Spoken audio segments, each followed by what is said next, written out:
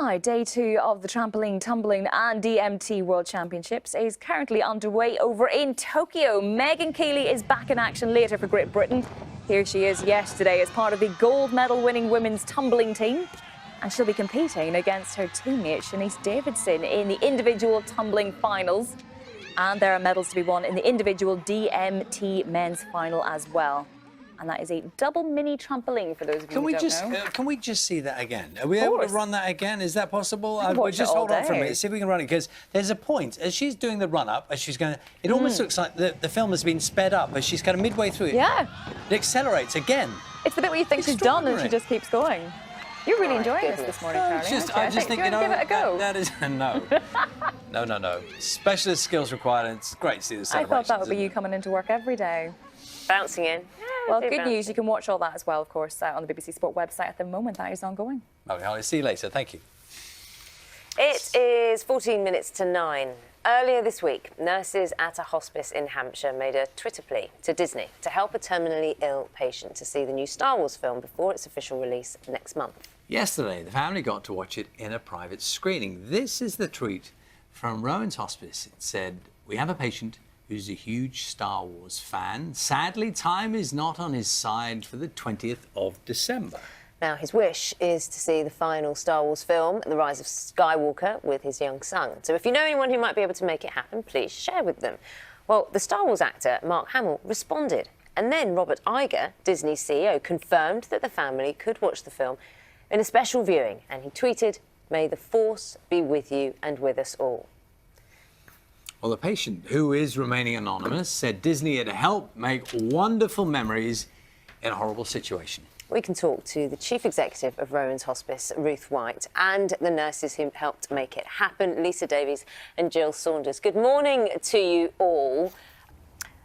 Jill, talk to me about how this all happened and went ahead. First of all, the tweets went out, and it's a random request, isn't it? It's a hopeful request. Yeah, absolutely. So last weekend, Lisa and I were working here at the hospice looking after this particular patient. Lisa happened to notice that he had a tattoo of a Star Wars character. Lisa's a huge Star Wars fan, so she knew what that all meant. And she came up to me and said, "Jill, this guy's not going to see this film. Is there something we can do about it?" And we sort of laughed about it over a cup of coffee, and it developed from there. And I said, "Well, you never know. It's worth a try." So we sent a message to our communications department and gave them a mission, and they went with it, and out went the tweet, and we used Twitter and Facebook, and it just went crazy from there. And it took us within 4 days to get the patient to see the film, and he saw it yesterday morning. And that is very quick work. And Lisa, can you tell me how the film was received, what happened? I noticed you've got the stormtroopers behind you, various characters. You've set dressed the place. Yeah, we have. So the film was flown overnight from America, arrived in London yesterday morning, and a lovely guy called Jonathan from Disney brought it down and received it here at the hospice yesterday morning at 10 o'clock. And it was all very secretive. Nobody else was allowed in or out of the room. The guy from Disney had to stay in the patient's room. Mobile phones had to be handed in, disclosure forms, and the place had to be checked for cameras. So it was all very exciting. And who? And they made No, please they go made ahead. Matthew's son. They made the patient's son sign a little thing that he had to do a pinky promise to say that he wouldn't tell any of his school friends that he'd seen the film. Oh, that's just wonderful. Tell me, who else managed to watch the film, or was it just the patient and his family? Yeah, just the patient and his family. And how Just the 5 of them. How did they? What did they think of it? Well, all they were allowed to tell us was that they'd seen it and they thought it was great, and they were really grateful to Disney. Apart from that, they're not allowed to tell us anything about it. Well, that's fair enough. And I suppose, I started this by saying that hospices, although you deal with terminally ill people, these are not negative places. These are places where obviously you are all working really hard to make people comfortable. Sure, and this must have been such a comfort to the family. How's the family reacted to your kindness? Absolutely. In fact, I saw the patient's father actually yesterday evening, and he was just absolutely overwhelmed. And he was just incredible. And I won't forget it either, nor will my wonderful nursing team, and of course the marketing team who made it happen with their amazing tweets and Facebook posts. Well, all respect to you, and it's a lovely story to hear that this kindness has meant so much to this family, and especially this Star Wars fan. Ruth White, Lisa Davies, Jill Saunders, keep up the good work. Thank you.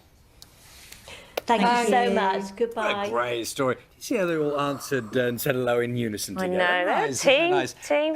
You need those kind of stories sometimes, maybe especially a day like today. You too.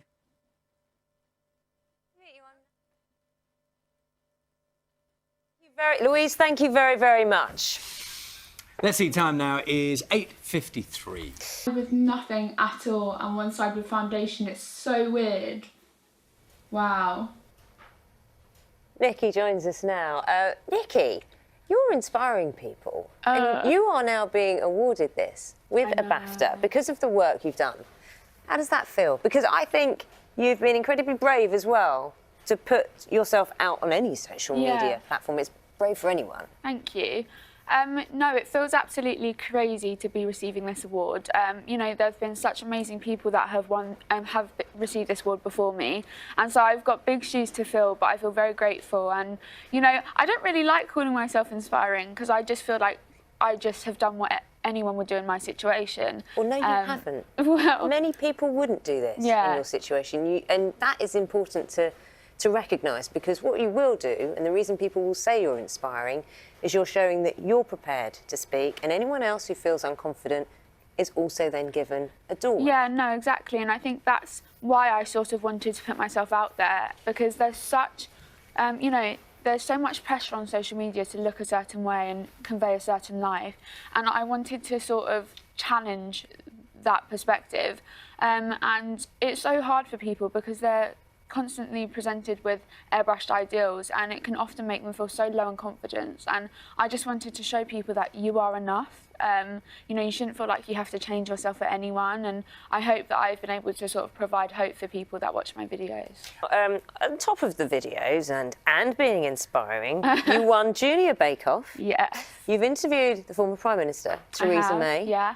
And other people as well who have said, absolutely, I want to be spoken to. Aww. How does that make you feel? It feels... Us this morning. It's a tick box. Now you've been on the breakfast sofa. I know, there exactly. You go. And tomorrow you'll be getting your award at the British Academy Children's Awards. I will be. Enjoy it. Yeah, thank you very much. Enjoy it. Nikki, it's been lovely talking to you. Thank you. You too. Stay with us. Headlines in just a moment.